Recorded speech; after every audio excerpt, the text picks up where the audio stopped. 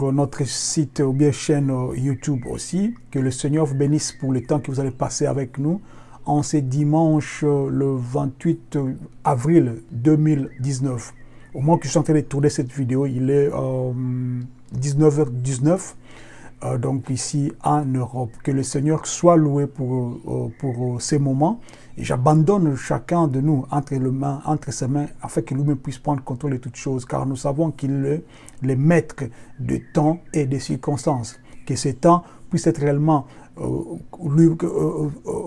être soutenu par lui-même et que lui-même puisse réellement nous diriger dans la vérité. Je vais parler aujourd'hui d'un thème que nous avions traité hier. Malheureusement, on a essayé d'enregistrer l'émission, mais ça n'a pas pu, comment dirais-je, je n'ai pas retrouvé le son. Mais aujourd'hui, le Seigneur me met à cœur de parler sur ce thème. Comme vous savez, chaque dimanche, nous faisons un effort de vous présenter une vidéo. Et puis, selon le temps que le Seigneur nous permet, surtout selon le temps que le Seigneur nous donne, ou bien le message que le Seigneur nous donne pour, n'est-ce pas, vous communiquer, nous essayons chaque semaine de faire 3 ou 2 vidéos, donc au minimum. Mais chaque dimanche, au moins, nous sommes obligés même de faire la vidéo. Pourquoi? Puisque nous croyons que le dimanche, c'est un jour qui est transformé par rapport aux religions. Donc, tout le monde a tendance à prendre le temps le dimanche pour suivre aussi des messages, puisque nous voulons comment dirais-je, vous présenter ou bien vous donner ces messages ici, puisque nous croyons que le dimanche, chacun a peut-être le temps de les suivre, selon bien sûr son emploi du temps. Et alors nous voulons parler de l'idolâtrie. L'idolâtrie, c'est un terme que, comme je venais de le dire, qu'on a traité hier dans la réunion avec les amis, et nous avions parlé de beaucoup de choses, mais aujourd'hui, je vais encore parler d'une autre manière, peut-être, puisqu'on ne peut pas faire la même chose, puisque le Seigneur nous parle différemment surtout. Et l'idolâtrie, comme vous savez, c'est quelque chose que le Seigneur n'aime pas. Il n'aime pas ça. Le Seigneur n'aime pas l'idolâtrie. C'est même parmi les choses qu'il a horreur. C'est parmi les choses qu'il hait. Donc, il n'aime pas l'idolâtrie. Lorsque tu es idolâtre, c'est comme si, ça dit tu sers un autre Dieu. Alors, un Dieu peut être une représentation quelconque, un Dieu peut être une image, un Dieu peut être une chose, un Dieu peut être un homme, une femme, un Dieu peut être quelque chose de divertissement que tu aimes souvent, un Dieu peut être l'argent, car la Bible nous dit que nul ne peut servir 2 maîtres. Tu vois, la Bible nous parle de 2 maîtres par rapport au mammon, c'est-à-dire l'argent et Dieu. C'est-à-dire, c'est pour comprendre que lorsque l'argent est placé en avant, donc l'argent devient au fait ton Dieu. C'est pourquoi nous voulons parler de l'idolâtrie. Nous lisons la Bible dans le livre de 1 Corinthiens au chapitre 10. Vous pouvez prendre le verset, donc lire, je vais dire tous les contextes, mais nous voulons prendre quelques passages seulement pour essayer un peu de vous mettre, comment dire, de vous faire comprendre d'abord ces débuts. Et je vais faire ça comme une exhortation, c'est mieux, puisque un enseignement prendrait trop de temps. Mais je sais que nous faisons ces vidéos courtes pour essayer un peu de donner à chacun, même qui habite dans des pays qui n'ont pas donc l'internet assez, comment dirais-je, rapide, de nous suivre. Alors, je prends 1 Corinthiens au chapitre 10. 1 Corinthiens chapitre 10. Lisez tous les chapitres, mais je vais prendre quelques versets. Je prends le verset 5, je vais lire ça. Mais la plupart d'entre eux ne furent point agréables à Dieu, puisqu'ils périrent dans le désert. Là, l'apôtre est en train de parler par rapport aux enfants d'Israël. Après, donc leur sortie de l'Égypte. Alors, ils étaient, comme vous savez, vous connaissez peut-être l'histoire, les enfants d'Israël en Exode lisaient ça. Ils étaient donc en esclavagisme, mais ils étaient esclaves, je veux dire, dans le pays d'Égypte. Et alors, le Seigneur, par sa grâce, les a délivrés. ils sont sortis, n'est-ce pas, de cette vie qu'ils avaient pour aller dans la terre promise, là où le Seigneur les avait réellement, comment dirais-je, prédestinés pour y vivre.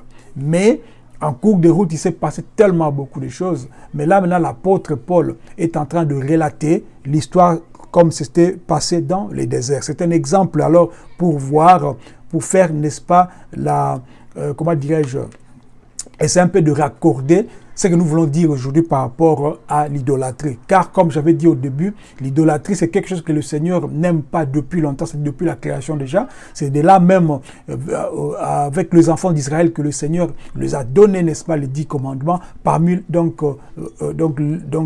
lesquels il ne faudrait pas te prosterner devant d'autres dieux. C'est une forme d'idolâtrie. Mais je lis, comme j'avais dit au verset 5, à partir de là, je vais lire. Mais la plupart d'entre eux ne furent point agréables à Dieu, puisqu'ils périrent dans le désert. Or, ces choses sont arrivées pour nous servir d'exemple, afin que nous n'ayons pas de mauvais désirs, comme ils en ont eu. Ne devenez point idolâtres comme quelques-uns d'entre eux, selon qui il est écrit. Le peuple s'assit pour manger et pour boire, puis ils se levèrent pour se divertir. Ne nous livrons point à la débauche comme quelques-uns d'entre eux s'y livrèrent, de sorte qu'il en tomba 23 000 ans, en un seul jour. Là, comme je dis, l'apôtre Paul est en train de relater, n'est-ce pas, l'exemple de ce que les enfants d'Israël, de leur sortie de l'Égypte, ce qu'ils ont subi par rapport à leur façon d'être. Ce qui m'intéresse ici, le verset qui m'intéresse ici, c'est le verset 7 qui dit « Ne soyez pas des idolâtres comme certains d'entre eux l'ont été. Selon qu'il est écrit, le peuple s'assit pour manger et boire, et cela va pour se régaler ou se divertir. » Ce sont les trois mots-clés que nous pouvons nous arrêter même là pour savoir ce que le Seigneur n'aime pas. Alors, le Seigneur nous aime, bien sûr. Il nous a donné la possibilité de vivre, bien sûr. Mais qu'est-ce que tu fais en priorité dans ta vie? Qu'est-ce que tu aimes plus dans ta vie? Lorsque la Bible nous dit qu'ils étaient idolâtres, la Bible fait allusion ici, d'abord, ils s'assit pour manger. Ils étaient tellement confortables dans leur situation, tellement que pour eux, manger, c'est quelque chose d'extraordinaire. C'est-à-dire, lorsqu'ils mangent, ils prennent le temps. C'est-à-dire, moi, je connais des gens qui, lorsqu'ils voient la nourriture, ils commencent à être mal, donc, comment dirais-je, à être nerveux par rapport à la nourriture. Je connais des gens même, lorsqu'ils mangent, tu ne peux pas causer avec lui. Je connais même des gens, lorsque tu manges et que le téléphone sonne, il ne peut pas prendre le téléphone. C'est-à-dire, pour lui, le temps de manger, c'est un temps tellement formidable qu'il ne veut pas être, n'est-ce pas, dérangé, puisque pour lui, c'est un culte qu'il est en train de faire.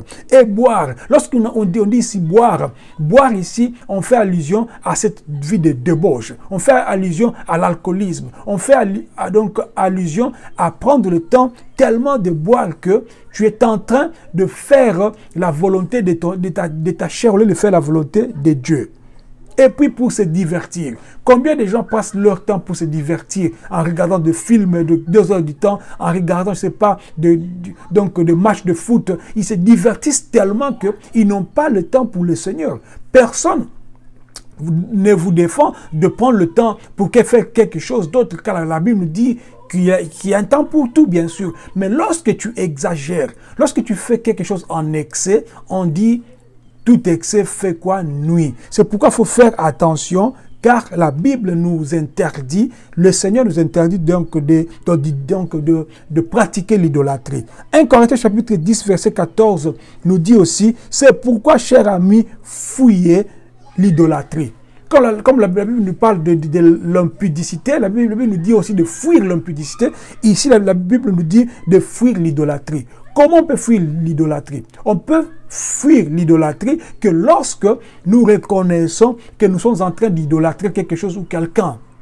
Lorsque tu es devant une personne, que tu te sens incapable d'agir par rapport à tes 5 sens, tu te sens immobilisé puisqu'il est devant toi, et que tout ce qu'il t'a dit de faire, tu le fais. Je donne un exemple. Tu es dans une assemblée, puisque nous parlons des choses de Dieu. Je vais vous donner des exemples aussi par rapport à ce que nous voyons dans les assemblées, surtout lorsqu'on était là. Vous voyez quelqu'un qui arrive dans une salle, qui se dit pasteur, et tout le monde doit se lever. Et ils appuient avec des versets que l'homme de Dieu mérite, n'est-ce pas, les honneurs ou la double portion, tout ça. Et à part ça, il y a d'autres féticheurs ou d'autres gourous même, lorsqu'ils arrivent, dans la salle, tout le monde doit s'agenouiller pour les saluer, par exemple. Vous comprenez? C'est ça, au fait, l'essence de l'idolâtrie. Il faut fuir des genres de ces congrégations. Il faut fuir ces genres de milieux. Il ne faut pas rester dans ces milieux de peur que tu fasses l'idolâtrie sans pour autant, je vais dire, t'en rendre compte. C'est très important. 1 Jean, chapitre 5, verset 21, nous parle. Je vais lire ça. 1 Jean. Je suis en train de courir vite pour faire au moins 15 minutes de l'émission. Comme je dis, pour permettre, n'est-ce pas, à ceux-là qui n'ont pas la possibilité de beaucoup, comment dire, de l'Internet, et surtout ceux-là de l'Afrique, afin de suivre ça. 1 Jean, chapitre 5, excusez-moi, verset, vous pouvez lire, comme je dis toujours, tout le chapitre.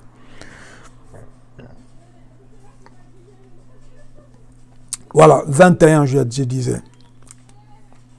Je commence par 20.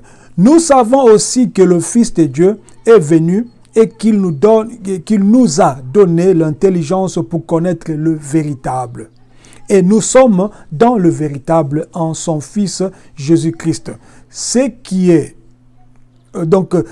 lui qui est le Dieu véritable et la vie éternelle. Petits enfants, gardez-vous des idoles. Comprenez. Comme je dis, il faut lire, si vous avez le temps, 1 Jean chapitre 4, chapitre 5, je vais dire. Tous les chapitres, lisez ça, c'est pas long. La Bible nous parle ici de Christ Yeshua, qu'il est le Dieu véritable. Et lorsque nous sommes en lui, il nous donne quoi? De l'intelligence. Quelqu'un qui a de l'intelligence, lorsqu'une personne se produit dans sa vie, ou se produite dans sa vie, la personne va réellement comprendre que la chose qu'il est en train d'endurer ou de voir n'est pas normale. Pourquoi? Par rapport à l'intelligence que le Seigneur lui a dotée. C'est ainsi que beaucoup de gens viendront au nom du Seigneur pour faire quoi? Pour, n'est-ce pas, vous flatter avec des versets bibliques, vous flatter avec des mélodies, vous flatter avec des prédications de haut niveau. Et lorsque vous êtes intelligent du Seigneur, par le Seigneur, qu'est-ce que vous allez faire? Vous allez comprendre que celui-ci est venu, n'est-ce pas, pour, comment dirais-je, capter mon attention afin que je puisse lui appartenir. Or, la parole nous dit que le Seigneur Yeshua dit à ses apôtres, à ses disciples, qu'allez faire de toutes les nations mes disciples. Mais lorsqu'une personne vient te prêcher de père au fils, de fils au père, les pères spirituels, tout cela, pour n'est-ce pas, comment dire, te flatter, afin que tu puisses rester à son service. Des gens pareils, lorsqu'ils viennent dans ta vie et que tu es comment dirais-je, tu as l'intelligence et surtout l'esprit de Dieu, tu dois discerner que ces messieurs ou cette femme même, hein, surtout des femmes aussi, ces messieurs ou cette femme veut, n'est-ce pas, me séduire afin que je puisse lui appartenir. Or, toi, tu appartiens à Dieu. C'est pourquoi le Seigneur te dit encore par ces messages dans le livre de 1 Jean chapitre 5 verset 21 que « Chers enfants, gardez-vous des idoles. C'est-à-dire, vous comprenez ici que nous sommes en train de parcourir et voir toujours ce que le Seigneur n'aime pas. Comme j'avais dit au début, c'est l'idolâtrie, parmi les choses qu'il n'aime pas vraiment. Galates chapitre 5 nous dit ceci, à partir du verset 19. Les actes de la chair sont évidents. Immoralité sexuelle, impureté et débauche. Idolâtrie et sorcellerie, haine, discorde, jalousie, accès de rage, ambition égoïste, dissension, faction et envie, ivresse, orgie, donc, et puis d'autres. C'est-à-dire, Galates chapitre 5, verset 19 nous dit les actes de la chair. Donc, la chair, c'est le point, n'est-ce pas, de contact de tous ces désirs-là qui font que la personne devient idolâtre. Puisque nous parlons de l'idolâtrie. Lorsque tu commences à aimer une chose plus que d'autres choses, tu es en train d'élever la chose dans ta vie. Je répète, lorsque tu es en train d'aimer quelque chose ou quelqu'un plus que d'autres gens ou d'autres choses, tu es en train d'élever la chose dans ta vie. Or, lorsque tu élèves cette chose ou cette personne dans ta vie, tu es en train de l'idolâtrer. C'est-à-dire, il devient tellement en haut que tu as tendance à regarder donc en haut vers lui ou vers elle. Et c'est ainsi que la Bible nous donne la liste, mais parmi cette liste-là, le verset 20 de Galates 19 nous dit l'idolâtrie et sorcellerie. La haine, discorde, jalousie, c'est-à-dire qu'il y a beaucoup de choses, mais nous parlons de l'idolâtrie. C'est-à-dire, lorsque tu aimes ta femme, tes enfants, ton mari plus que Dieu, tu es en train de l'idolâtrer aussi. Tu dois toujours avoir la part des choses. Lorsque tu aimes ta chair plus que tout, comme je dis, la chair, le corps humain là, c'est le point de contact de tout ce qui est mauvais ou tout ce qui est bon. Lorsque tu fais des choses par rapport à l'esprit, tu verras que l'esprit va te vivifier et tu vas comprendre que ce que tu fais est bien ou mal par rapport à ce que nous avons donc lu ici. Comprenez que lorsque j'avais parlé de l'idolâtrie, je vais dire par rapport à l'Ancien Testament ou l'Ancienne Alliance aux enfants d'Israël, je disais par rapport à l'Exode. Exode chapitre 20, lisez ça, car la Bible nous dit, Exode chapitre 20, verset 3 nous dit, « Tu n'auras point d'autre Dieu devant moi, tu ne te feras point d'image donc sous forme d'une chose dans les cieux en haut, ni sur la terre en bas, ni dans les eaux en bas. Tu ne te prosterneras point devant eux et tu ne les adoreras point. Car moi, l'Éternel, ton Dieu, je suis un Dieu jaloux qui punit les enfants pour les péchés de parents à la 3e et à la 4e génération de ceux qui m'haïssent. » Et 6 me dit, mais qui aime 1000 générations, ceux qui m'aiment et observent mes commandements. Ce qui est important ici, c'est le verset 3. Bien sûr, tout est important, mais le verset 3 nous dit, tu n'auras point d'autre Dieu devant moi. J'avais déjà dit au début, l'argent peut devenir ton Dieu lorsque tu choisis maman ou tu prends Dieu. L'argent peut devenir ton Dieu lorsque tu aimes tellement l'argent que tu deviens cupide. L'argent peut être ton Dieu lorsque tu es même capable de mentir, de tuer pour avoir de l'argent. C'est la même chose aussi. La femme peut être pour toi un Dieu lorsque tu aimes la femme, tu aimes tout ce qui, dans tout le paquet que je ne vais pas ouvrir ici, de la femme, d'autres gens. Lorsque tu vois la femme, tu commences à être nerveux, tout cela, puisque tu aimes tellement les femmes. Et d'autres femmes aussi, qui aimaient, je veux dire, les hommes, c'est la même chose aussi. Ne vous faites pas d'autres dieux devant le Dieu créateur. Et la Bible nous dit dans le verset 4, je commence déjà à chuter, donc tu ne te feras point d'image, point d'image sous la forme d'une chose dans les cieux, et en haut, ni sur la terre, en bas, comme nous avions lu. Et puis le verset 5 nous dit, tu ne te prosterneras point devant eux, et tu ne les adoreras point. Car moi, l'Éternel Dieu, là, ce sont les conséquences. Et puis, qu'est-ce qu'il dit à la fin? Il donne ses conséquences pour ceux qui l'haïssent. Lorsque tu ne fais pas la volonté de Dieu, lorsque tu aimes d'autres dieux que le Seigneur qui t'a aimé, lorsque tu fais d'autres choses que le Seigneur n'aime pas, tu es en train d'idolâtrer. Lorsque tu idolâtres d'autres choses ou tu idolâtres de personnes ou d'autres dieux, tu es en train d'haïr le Seigneur. Alors, si tu aimes donc le Seigneur, tu devras lui confier la première place de ton cœur. Même toi-même là, tu n'as pas l'importance plus que le Seigneur devant toi-même dans ta vie. C'est-à-dire qu'il faudrait que tu puisses donner ta vie à Christ, tu puisses lui donner la marche de ta vie et que lui-même puisse, comment dirais-je, te guider. C'est pourquoi nous disons qu'il est Seigneur. Lorsqu'il est Seigneur, dans le sens du Seigneur, c'est-à-dire tu deviens comme un esclave qui n'a rien à dire, qui peut rien décider à sa place, mais que le Seigneur lui-même puisse réellement décider à votre place. Fuyez l'idolâtrie et d'autres choses que le Seigneur n'aime pas. Que le Seigneur vous bénisse pour ces messages. Partagez la vidéo à d'autres qui vont la suivre et que le Seigneur puisse continuer à nous donner des messages et que nous puissions réellement partager avec vous. Soyez dans la paix du Seigneur. Au nom de Yeshua, Shalom.